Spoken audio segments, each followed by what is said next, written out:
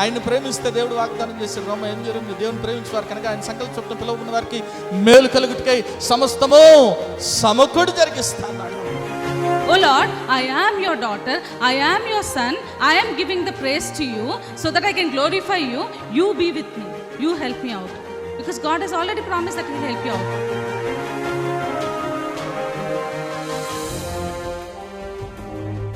ఎన్నో మార్లు ఆయన తప్పులు చేస్తూ పాపము చేస్తూ నీకు విరోధంగా నడుస్తున్న మా కొరకు నాయన, అవిధేయులైన మా కొరకు ప్రభా నాయన తండ్రి, నీవు ఆ సెలవులో వెల చెల్లించావు కదా నాయన తండ్రి. నీవు నాయన మరణాన్ని జయించడం ద్వారా, సజీవుడు అవటం ద్వారా నాయన ప్రభా తండ్రి యేసయ్యా, మరి నాయన మేము ఈరోజు సజీవులుగా ఉన్నాం కదా తండ్రి.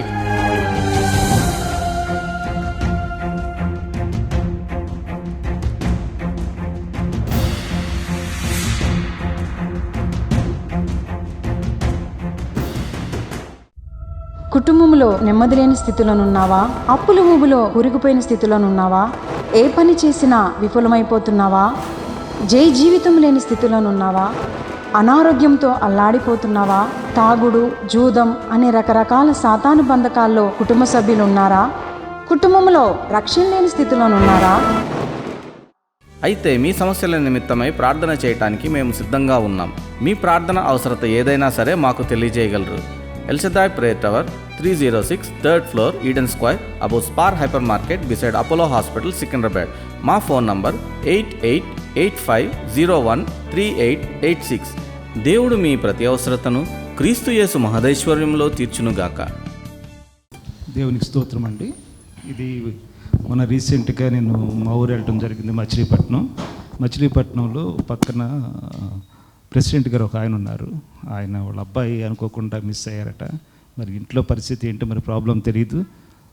మరి మిస్ అవుతుందర వాళ్ళ కుటుంబం మొత్తం చాలా బాధపడుతుంటే వారు నాకు ఫోన్ చేశారు. రాత్రి 18 తారీఖు నాడు రాత్రి 10:30కి ఫోన్ చేసి, బ్రదర్ మీ పాస్టర్ గారిది ప్రవచన వరం ఉందంట, ఒకసారి మీరు ప్రేయర్ చేయించండి అని చెప్పారు. సరే బ్రదర్ అని చెప్తే 10:30కి బ్రదర్ ఫోన్ చేసిన జరిగింది.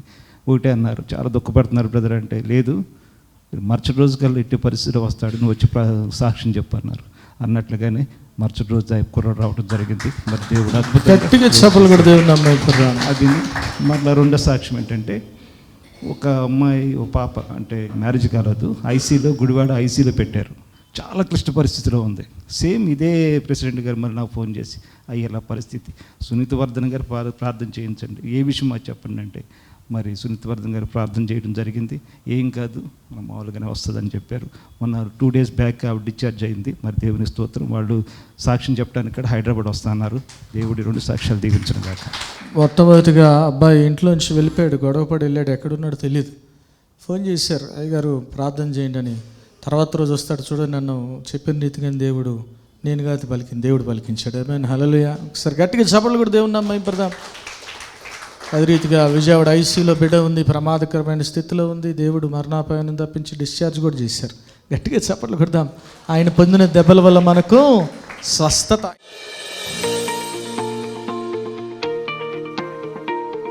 బైబిల్ గ్రంథం నుంచి నిర్గమాకాండము 33వ అధ్యాయము 14-15 వచనాలు చదవండి ఎవరైనా. నిర్గమాకాండం 33:14-15.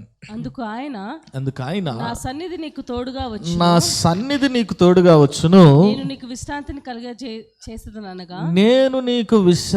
కలగజేసేదనగా మోషే నీ సన్నిధి రాని ఎడల ఇక్కడ నుండి మమ్మను తోడుకొని పోకము. ఒకసారి గట్టి దేవుని స్తుతులు చెప్దాం. హల్లెలూయా, హల్లెలూయా. మీరు అక్కడ చూసినట్లయితే మరి దేవుడు మోషేతో చెప్తున్నాడు కదా, అయ్యా నా సన్నిధి నీకు తోడుగా వస్తుంది అంటున్నాడు. మోషే ఏమంటున్నాడు, ప్రభా నీ సన్నిధి మాకు తోడుగా రాకపోతే మమ్మల్ని తీసుకెళ్ళద్దు. ఎందుకు ఈ మాట చెప్తున్నాడంటే, మరి అంతకుముందు మరి మోషే దేవునితో ముచ్చటించడానికి వెళ్ళినప్పుడు ఈ ఇశ్రాయేలీలు ఏం చేశారంటే ఒక దూడను తయారు చేసుకొని, ఈ దూడే మమ్మల్ని ఐగుప్తు చెరలోంచి బయటికి తీసుకొచ్చిందని మరి వారు దూడను మరి ఎంతగానో మరి పాటలు పాడుతా ఉత్సాహంతో దూడను పూజిస్తూ ఉన్నారు, ఆ విగ్రహాన్ని ఆరాధిస్తున్నారు. దేవుడికి చాలా కోపం వచ్చింది, మరి మోషే గారికి కోపం వచ్చింది. అప్పుడు దేవుడు ఒక మాట అంటున్నాడు చూడండి, అక్కడ నిర్గమాకాండం 33వ అధ్యాయం మొదటి 3 వచనాలు చదవండి, ఏమని రాయబడిందో. మరియు యెహోవా మోషేతో ఇట్లా నేను నీవు ఐగుప్తు దేశం నుండి తోడుకొని వచ్చిన ప్రజలను బయలుదేరి నేను అబ్రహాముతోను ఇస్సాకుతోను యాకోబుతోను ప్రమాణము చేసి నీ సంతానమునకు దీనిని ఇచ్చదనని చెప్పిన పాలు తేనెలు ప్రవహించు దేశమునకు లేచిపోండి. నేను నీకు ముందుగా దూతను పంపి కనానీయులను అమోరీయులను హిత్తీయులను పెరిజ్జీయులను హివ్వీయులను ఎబీసీయులను వెలగొట్టెదను. మీరు లోబడనొల్లని ప్రజలు గనక నేను మీతో కూడా రాను, త్రోవలో మిమ్మల్ని సంహరించుదనేమో అని మోషేతో చెప్పాను. ఒకసారి గట్టి దేవుని స్తుతులు చేద్దాం. హల్లెలూయా. ఏమంటున్నాడు దేవుడు అంటే, అయ్యా మీతో వాగ్దానం చేశా. అసలు మీతో కాదు, ఎవరితో వాగ్దానం చేశా? అబ్రహాముతో, ఇస్సాకుతో, యాకోబుతో వాగ్దానం చేశా. కాబట్టి వాగ్దానం చేసిన వాడు నమ్మదగిన వాడు, ఆయన అబద్ధమాటకు నరపతుడు కాదు. కాబట్టి నేను వాగ్దానం చేస్తాను, కాబట్టి ఆ వాగ్దానం నెరవేరుస్తా. పాలు తేనెలు ప్రవహించే దేశంలోనికి మిమ్మల్ని తోడుకొని వెళ్తాను, కానీ నేను మాత్రము రాను, నా సన్నిధి రాదు అంటున్నాడు. ఏమైనా హల్లెలూయా. దేవుని సన్నిధి లేని ఆశీర్వాదం ఎందుకు? అందుకే మోషే అంటున్నాడు, ప్రభా నువ్వు రాకపోతే మేము ముందుకు వెళ్ళమంటున్నాడు. ఏమైనా హల్లెలూయా. నీ సన్నిధి మాకు తోడుగా రాకపోతే మేము వెళ్ళం. ఎందుకంటే మోషేకు దేవుని సన్నిధి యొక్క శక్తి ఏంటో తెలుసా? ఏమైనా హల్లెలూయా. ఈరోజు చాలామంది ప్రభు యొక్క సన్నిధి యొక్క శక్తిని గ్రహించలేని స్థితిలో ఉన్నారు. ఎప్పుడైతే దేవుని సన్నిధి నీకు తోడుగా ఉంటుందో ఏం జరుగుతుంది చూడండి. ఒక 3 పాయింట్లు టకటక చదువుకుందాం. బైబిల్ గ్రంథంలో మీరు చూసినట్టయితే యెషయా గ్రంథం 63వ అధ్యాయం 9వ వచనం, ఒకరు వారి యావత్ బాధలో ఆయన బాధనందును ఆయన సన్నిధి దూత వారిని రక్షించను, ప్రేమ చేతను తాలిమి చేతను వారిని విమోచించును, పూర్వదినములన్నిటిను ఆయన వారిని ఎత్తుకొనుచు మోసుకొనుచు వచ్చిన. ఒకసారి గట్టి దేవుని స్తుతులు చూద్దాం. హల్లెలూయా. ఎట్లా తీసుకెళ్ళాడంట? వారిని ఎత్తుకొని తీసుకెళ్ళాడంటే. హల్లెలూయా. చూడండి, దేవుడు ఎంతగా మనల్ని ప్రేమిస్తున్నాడో. ఒక బిడ్డ వలె, ఒక చెంటి బిడ్డ వలె మనల్ని ఎత్తుకొని ముందుకు నడిపిస్తున్నాడు దేవుడు. ఆయన సన్నిధి దూత వారిని రక్షించిందంటే. హల్లెలూయా. దేవుని సన్నిధి నీకు తోడుగా ఉంటే నీకు రక్షించబడే శక్తి నీకు అనుగ్రహించబడుతుంది. హల్లెలూయా.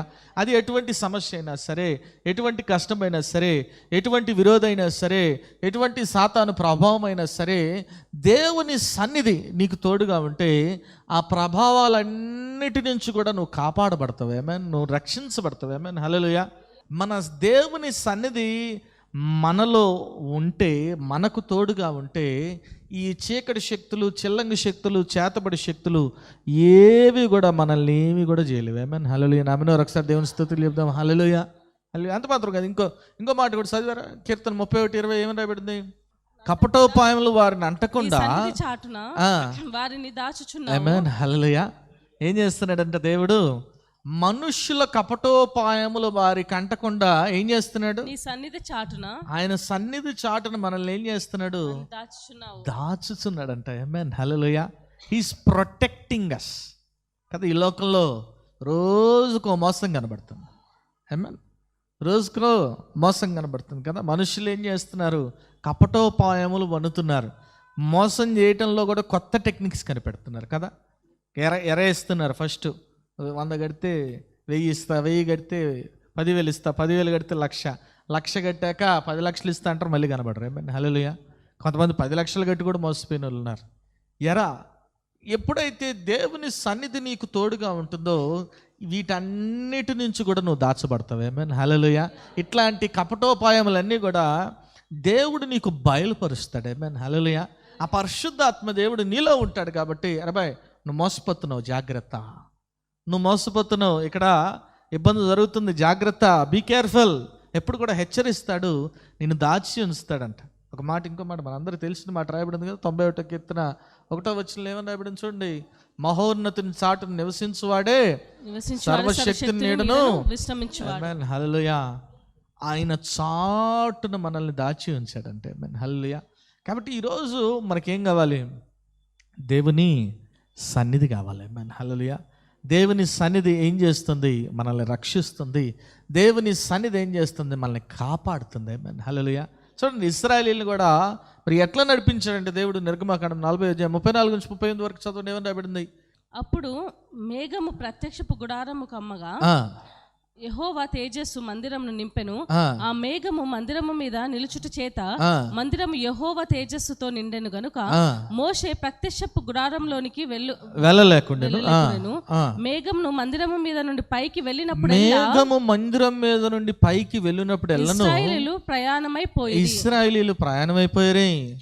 ఇదే వారి ప్రయాణ పద్ధతి. ఆ మేఘము పైకి వెళ్ళని ఎడల అది వెళ్ళు దినం వరకు వారు ప్రయాణము చేయకుండరి. ఆఖరి వచ్చిన ఇశ్రాయేలీయులందరికీ అందరి కన్నులు ఎదుట పగటి వేళ యెహోవా మేఘం మందిరం మీద ఉండెను, రాత్రి వేళ అగ్ని దాని మీద. వారి సమస్త ప్రయాణముల్లో ఇలాగునే హల్లెలూయా పగలు మేఘస్తంభం వలె రాత్రి అగ్నిస్తంభం వలె దేవుడు వారిని హల్లెలూయా. ఆ మేఘం లేకపోతే ఏమేం చేసేవాళ్ళంటే వాళ్ళు ఆగిపోయేవాళ్ళు. హల్లెలూయా. దేవుని సన్నిధి నీకు తోడుగా లేదనుకో, నువ్వు ప్రమాదంలో పడతావు. చాలా జాగ్రత్తగా ఉండాలి. హల్లెలూయా. నువ్వు ప్రమాదంలో పడతావు. ఖచ్చితంగా సాతాను నీ మీద విజయాన్ని సాధిస్తాడు. కాబట్టి ఎప్పుడు కూడా దేవుని సన్నిధి కావాలని కోరుకోవాలి. హల్లెలూయా. దేవుని సన్నిధి అంటే దేవుని మందిరంలోనే, అవును దేవుని మందిరంలో దేవుని సన్నిధి అయితే నీ హృదయమే దేవుని ఆలయం. హల్లెలూయా. దేవుని సన్నిధి నీ హృదయంలో ఉందనుకో, వీటన్నిటి నుంచి, ఈ కపటోపాయములన్నిటి నుంచి, సాతాను దాడుల నుంచి, చీకటి శక్తులు, చిల్లంగి శక్తులు, ఈ దాడులన్నిటి నుంచి కూడా నువ్వు భద్రపరచబడతావు. నమ్మినారు ఒకసారి దేవుని స్తుతులు చెప్దాం. హల్లెలూయా. అంత మాత్రమే కాదు, దేవుని సన్నిధి ఏం చేస్తుందంటే చూడండి 68వ కీర్తన 8వ వచనం చదవండి. 68వ కీర్తన 8వ వచనం. భూమి వణికెను, దేవుని సన్నిధి అంతరిక్షము దిగజారెను, ఇశ్రాయేలు దేవుడగు దేవుని సన్నిధిని ఆవలి సినాయి కంపించెను. ఒకసారి గట్టిగా దేవుని స్తుతులు చేద్దాం. హల్లెలూయా.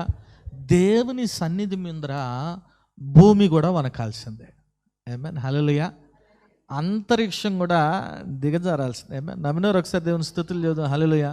ఈరోజు నీలో దేవుని సన్నిధి ఉందనుకో, పరిస్థితులు కూడా కదిలించబడతాయి. హల్లెలూయా.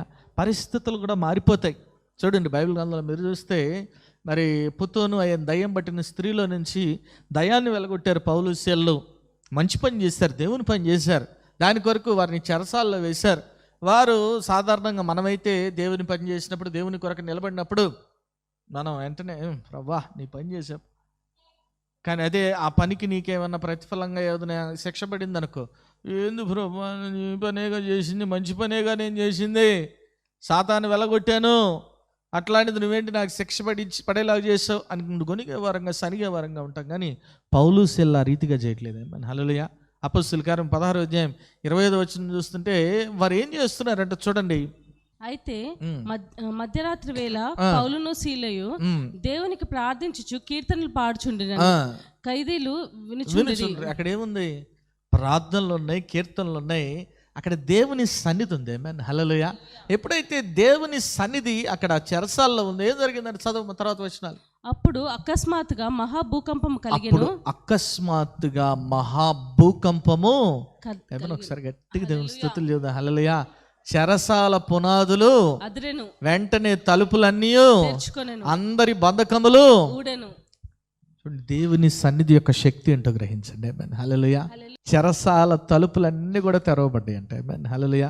వారికి వేయబడ్డ బొండములు, బంధకాలన్నీ కూడా తెంపబడ్డాయి. హల్లెలూయా.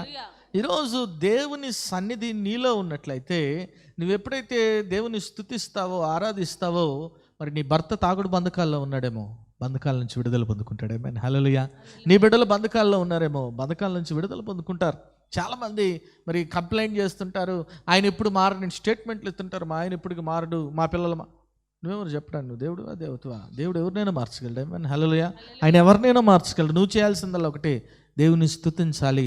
దేవుని సన్నిధి ఎప్పుడు నీ చుట్టూ ఉండేలాగా నువ్వు ప్రయత్నం చేయాలి. హల్లెలూయా.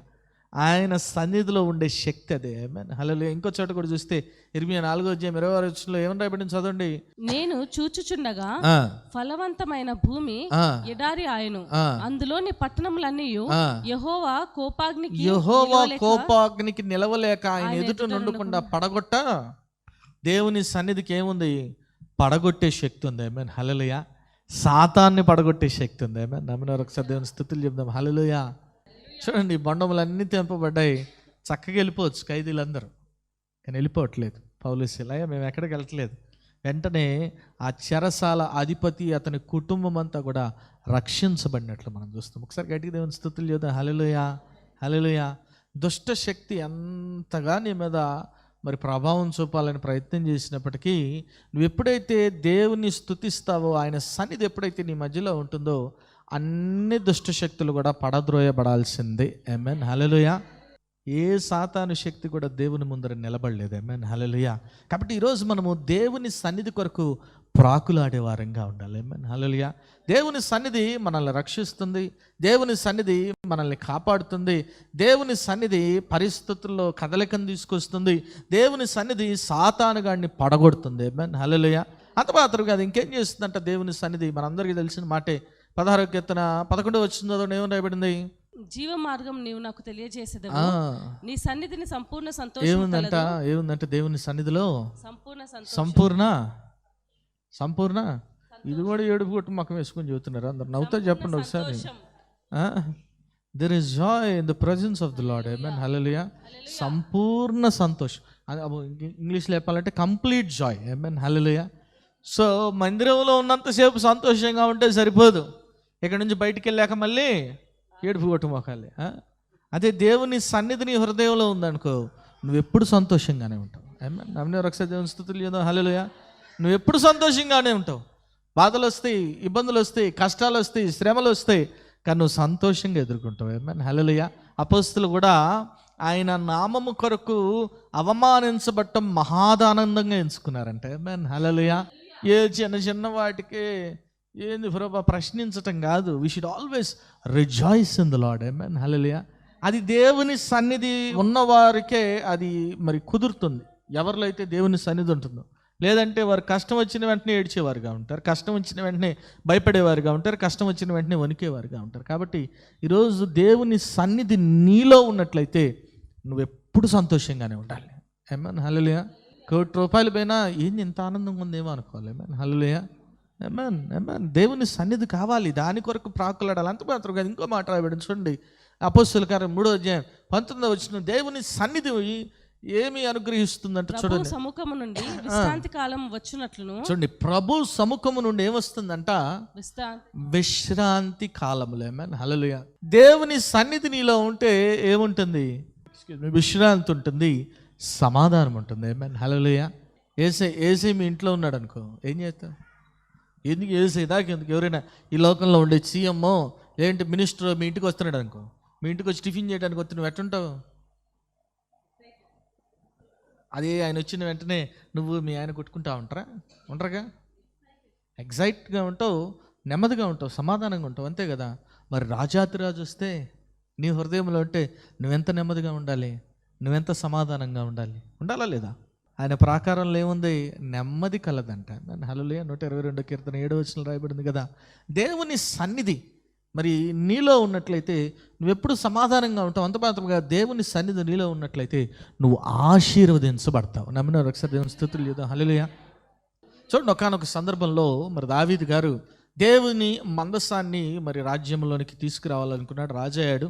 తీసుకురావాలనుకున్నప్పుడు మరి ఎవరైతే ఆ దేవుని మందసాన్ని మోస్తున్నారో మరి తీసుకొస్తున్నారో పొరపాటున ఒక వ్యక్తి అది పడిపోతుందేమో అని టచ్ చేశాడు. ఏం జరిగింది చూడండి, 2వ సమూయేలు 6వ అధ్యాయం 6వ వచనం చదవండి. ఏమని రాయబడింది? నాకోను కళ్ళము దగ్గరకు వచ్చినప్పుడు ఎడ్లను కాలు జారినందున ఉజ్జా చేయి చాపి దేవుని మందసమును పట్టుకొనగా యెహోవా కోపము ఉజ్జా మీద రగులుకొనెను. అతడు చేసిన తప్పును బట్టి దేవుడు ఆ క్షణమందే అతన్ని మొత్తగా అతడు అక్కడనే దేవుని మందసము నొద్ద పడి చనిపోయాను. అక్కడే దేవుని మందసము నొద్ద నుండి. ఆమేన్. హల్లెలూయా. చూడండి, ఉజ్జా పట్టుకోవాలనుకున్నాడు దేవుని మందసాన్ని. ఆమేన్. హల్లెలూయా. వెంటనే ఏమొచ్చింది? అగ్ని దిగొచ్చి మరణం పాలయ్యాడు. ఆమేన్. హల్లెలూయా. దేవుని సన్నిధిలో కూడా నువ్వు చాలా జాగ్రత్తగా ఉండాలి. ఆమేన్. హల్లెలూయా. దేవుని సన్నిధిలో నువ్వు ఎప్పుడు కూడా తగ్గింపుతో ఉండాలి. ఆమేన్. హల్లెలూయా. ఎందుకంటే దేవుని సన్నిధిలో శక్తి ఉంది. ఆమేన్. నమ్మినవారు ఒకసారి దేవుని స్తుతులు చేద్దాం. హల్లెలూయా. ఏలీ కుమారులు కూడా ఏం చేసేవాళ్ళు? వాళ్ళు మరి దేవుని సన్నిధిలో మరి యాజకులుగా ఉండేవాళ్ళు, వాళ్ళంతా తప్పులు చేసేవాళ్ళు. మరి అన్య అగ్ని వచ్చి వారిని దహించేసింది. ఆ కుటుంబం అంతా శాపగ్రస్త కుటుంబంగా మార్చబడింది. ఆమేన్, హల్లెలూయా. కాబట్టి దేవుని సన్నిధిలోకి ఎప్పుడు కూడా ఎలా రావాలి? తగ్గింపుతో రావాలి, భయంతో రావాలి. నేను గమనిస్తా ఉంటా కొంతమందిని ఎట్లా దేవుని సన్నిధిలో కూడా ఎట్లా కాళ్ళ మీద కాలు వేసుకొని మనం ఏదో లెక్చరర్. ప్రభు ఉన్నాడు ఇక్కడ, ఆమేన్, హల్లెలూయా. ఆ రాజాధిరాజు ఉన్నాడు. ఆయన ఒక్కసారి ఇట్లా కను సైగ చేస్తే ఏముంది మన కథ, అంతేనా? ఆయన ఆజ్ఞ లేని ఒక్క వెంట్రుకైనా కదా, ఆయన ఆజ్ఞాపించాడు అనుకో మొత్తం గుండు కొట్టిపోద్ది. కాబట్టి తగ్గింపుతో రావాలి ప్రభు సన్నిధికి, తగ్గింపుతో. ప్రభా నీ పాదాల చెంతకు వస్తున్నా, ఏదో ఈయన లెక్చర్ ఎత్తున వెళ్ళి మనం కాళ్ళ మీద కాలు వేసుకుని ఇందాం. నో ఇదేదో ఏమంటారు, నీకు మానసిక ఉత్తేజాన్నిటని చెప్పట్లేదు ఇక్కడ ప్రభు ఉన్నాడు. ఆమేన్, హల్లెలూయా. ప్రభు సన్నిధికి నువ్వు వణుకుతో భయముతో రావాలి. ఆమేన్, హల్లెలూయా. మరి ప్రభు సన్నిధి నీ హృదయంలో ఉన్నప్పుడు కూడా నువ్వు వణుకుతో భయంతో ఉండాలి. ఆమేన్, హల్లెలూయా. పాపం చేయడానికి వీల్లేదు, పాపం చేయడానికి నీళ్ళు లేదు. చూడండి, ఉజ్జా ముట్టుకున్నాడు, చనిపోయాడు. వెంటనే దావీదు అనుకున్నాడు, అబ్బా ఎందుకురా నాయన ఇబ్బంది, ఓ పని చేద్దాం, మరి ఒబేదెదోం అనే వ్యక్తి ఉన్నాడు ఇక్కడ, అతని ఇంట్లో పెట్టేద్దాం దేవుని మనసు అనుకుని పెడితే ఏం జరిగింది చదవండి, ఆ తర్వాత వచ్చి చదవండి. 12వ వచనం. దేవుని మందసమును ఉండుట వలన యెహోవా ఒబేదెదోముని ఇంటి వారిని అతనికి కలిగిన దాన్ని అంతటిని ఆశీర్వదించుచున్నాడు. ఏంటంట, ఏముంది? దేవుని మందసం ఉండటం వల్ల ఏం జరిగింది? అతను ఒక్కడే ఆశీర్వదించబడ్డా? అతని ఇంటి వారందరూ ఆశీర్వదించబడ్డారు. ఆమేన్, హల్లెలూయా, హల్లెలూయా. దేవుని సన్నిధి నీ ఒక్కదానిలో, నీ ఒక్కళ్ళలో ఉంటే చాలు, మీ ఇండ్లంతా ఆశీర్వదించబడుతుంది. ఆమేన్, హల్లెలూయా, హల్లెలూయా. చూడండి, ఒబేదెదోం ఇంట్లో దేవుని మందసం ఉన్నంత వెంటనే మరి ఆ గృహమంతా కూడా ఆశీర్వదించబడిందంట. ఆమేన్. దేవుని సన్నిధికి నీకు ఆశీర్వాదాలని దయచేస్తుంది. ఆమేన్, హల్లెలూయా, హల్లెలూయా.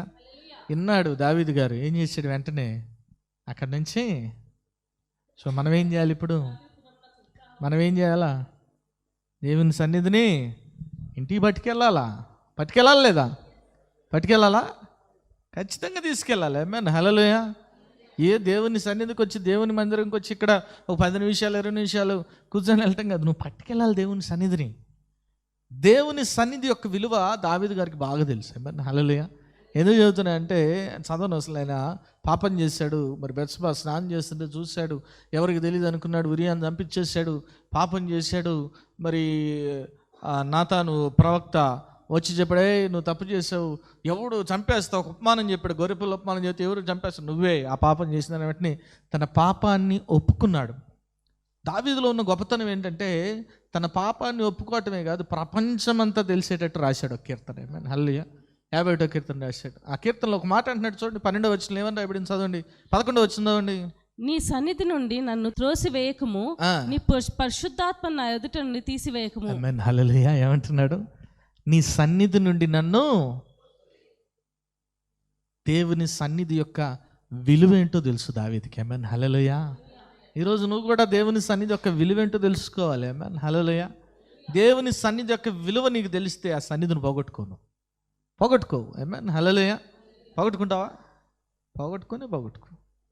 పోగొట్టుకొని ఆయన ఇంకోటి కూడా చెప్పాలా, ఆయన సన్నిధి నుంచి ఎవరు కూడా పారిపోలేరు. ఈ మాట కూడా కీర్తనకారుడు అంటాడు. చూడండి, 139 కీర్తన 7వ వచనం చదువు, ఏమని రాయబడింది?